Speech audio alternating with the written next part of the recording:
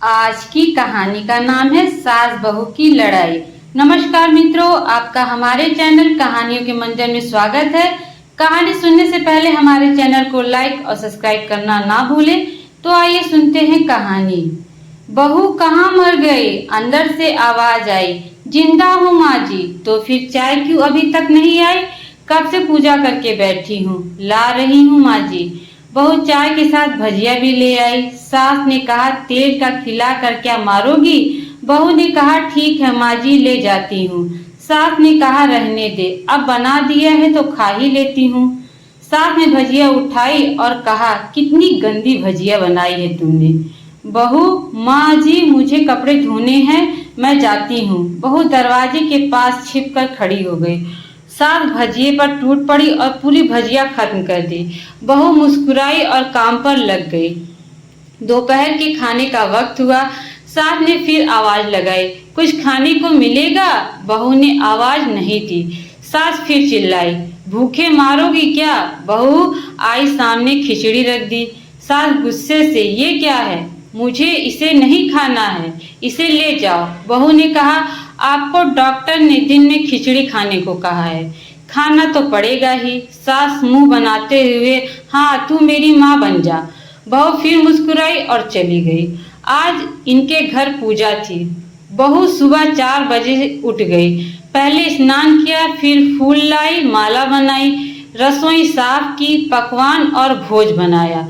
सुबह के 10 बज गए। अब सास भी उठ चुकी थी। बहू अब पंडित जी के साथ भगवान के वस्त्र तैयार कर रही थी। आज ऑफिस की छुट्टी भी थी। उनके पति भी घर पर थे। पूजा शुरू हुई। सास चिल्लाते हुए, बहू ये नहीं है, वो नहीं है। बहू दौड़ी दौड़ी आती और सब करती। अब दोपहर के 3 बज गए थे। आरती की तैयारी चल रही थी। पंडित जी ने सबको आरती के लिए बुलाया और सबके हाथों में थाली दी। जैसे ही बहू ने थाली पकड़ी, थाली हाथों से गिर पड़ी। शायद भोज बनाते हुए बहू के हाथों में तेल लगा था, जिसे वह पोंछना भूल गई थी। सारे लोग तरह तरह की बातें करने लग गए। कैसी बहू है, कुछ नहीं आता, एक काम भी ठीक से नहीं करती, ना जाने कैसी बहू उठा लाए। एक आरती की थाली भी संभाल नहीं सकी। उसके पति भी गुस्सा हो गए, पर सास चुप रही, कुछ नहीं कहा, बस यही बोल के छोड़ दिया, सीख रही है, सब सीख जाएगी धीरे धीरे। अब सबको खाना परोसा जाने लगा। बहू दौड़ दौड़ के खाना देती, फिर पानी लाती। करीब 70-80 लोग हो गए थे।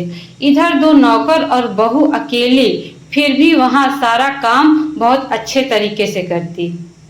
अब उसकी सास और कुछ आस पड़ोस के लोग खाने पर बैठे। बहू ने खाना परोसना शुरू किया। सबको खाना दे दिया गया। जैसे ही पहला निवाला सास ने खाया, तुमने नमक ठीक नहीं डाला क्या? एक कम ठीक से नहीं कर पाती, पता नहीं मेरे बाद कैसे घर ये संभालेगी। आस पड़ोस वालों को तो जानते ही हो न साहब, बस वो बहाना ढूंढते हैं नुक्स निकालने का। फिर सब शुरू हो गए, ऐसा खाना है, ऐसी बहू है, ये वो वगैरह वगैरह। दिन का खाना हो चुका था।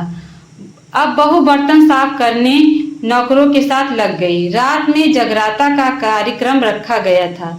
बहू ने भी एक गीत गाने के लिए स्टेज पर चढ़ी। सास जोर से चिल्लाई, मेरी नाक मत कटवा देना, गाना नहीं आता तो मत गा, वापस आ जा। बहू मुस्कुराई और गाने लगी। सब ने उसके गाने की तारीफ की, पर सास मुंह फुलाते हुए बोली, इससे अच्छा तो मैं गाती थी जवानी में, तुझे तो कुछ भी नहीं आता। बहू मुस्कुराई और चली गई। अब रात का खाना खिलाया जा रहा था। उसके पति के ऑफिस के दोस्त साइड में ही ड्रिंक करने लगे। उसका पति चिल्लाता, थोड़ा बर्फ लाओ, तो सास चिल्लाती, यहाँ दाल नहीं है। फिर चिल्लाता, कोल्ड ड्रिंक नहीं है, पापड़ ले आओ। इधर उधर आखिर में उसके पति की शराब गिर पड़ी उसके एक दोस्त पर और बोतल टूट गई।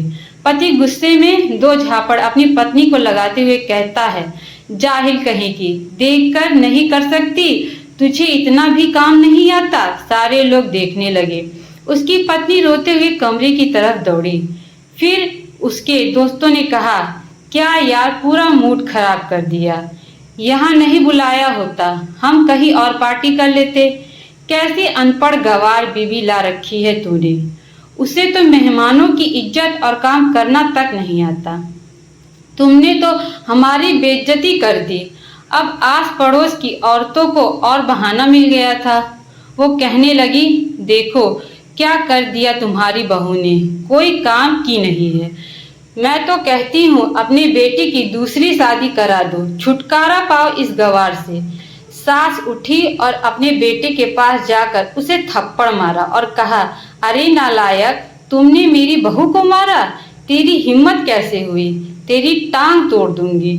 उसके बेटे के दोस्त कुछ कहने ही वाले थे कि उसकी माँ ने घूरते हुए कहा, चुप, बिल्कुल चुप, यहाँ दारू पीने आए हो, जबकि पता है आज पूजा है और तुम्हें पार्टी करनी है। कैसे संस्कार दिए तुम्हारे माता पिता ने, और किसने मेरी बहू को जाहिल बोला। जरा इधर आओ, चप्पल से मारूंगी अगर मेरी बहू को किसी ने शब्द भी कहा तो।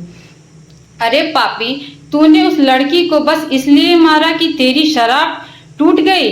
पापी, वो बच्ची सुबह 4 बजे से उठी है, घर का सारा काम कर रही है, ना सुबह से नाश्ता किया है ना दिन का खाना खाया है, फिर भी हंसते हुए, सबकी बातें सुनते हुए, ताने सुनते हुए घर के काम में लगी रही। तेरे यार दोस्तों को वो अच्छी नहीं लगी, जूते से मारूंगी। तेरे दोस्तों को जो कभी उन्होंने ऐसा कहा, उसके यार दोस्त चुपके से खिसक गए। अब सास बहू के कमरे में गई और बहू का हाथ पकड़कर बाहर लाई। सबके सामने कहने लगी, किसने कहा था अपनी बहू को घर से निकाल के दूसरी बहू ले आना, जरा सामने आओ। कोई सामने नहीं आया। फिर सास ने कहा, तुम जानते भी हो क्या इस लड़की के बारे में, ये मेरी माँ भी है, मेरी बेटी भी है। माँ इसलिए मुझे गलत काम करने से डांटती है और बेटी इसलिए कभी कभी मेरे दिल की भावनाएं समझ जाती है। मेरी दिन रात सेवा करती है, मेरे 1000 ताने सुनती है, पर एक शब्द भी गलत नहीं कहती, ना सामने ना पीछे। और तुम कहते हो दूसरी बहू ले आओ। याद है ना छुटकी की दादी अपनी बहू की करतूत।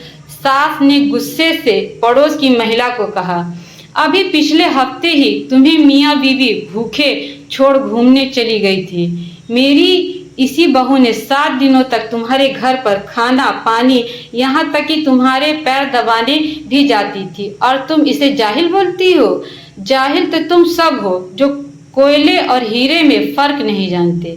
अगर आइंदा मेरी बहू के बारे में किसी ने एक लफ्ज भी बोला तो मुझसे बुरा कोई नहीं होगा, क्योंकि ये मेरी बहू नहीं, मेरी बेटी है। बहू सिसकियां लेते हुए फिर कमरे में चली गई। सास ने एक प्लेट उठाई और भोजन परोसा, बहू के कमरे में खुद लेके गई। सास को भोजन लाते देखा तो बहू ने कहा, अरे माँ जी, आप क्या क्यों लेकर आ रही हैं, मैं खुद ले लेती। सास ने प्यार से ताना मारते हुए कहा, डर मत, इसमें जहर नहीं है, मार नहीं डालूंगी तुझे। तुझे नई सास चाहिए होगी, पर मुझे अभी भी तू ही मेरे लिए घर की बहू चाहिए। बहू ने अपनी सास को रोते हुए गले से लगा लिया।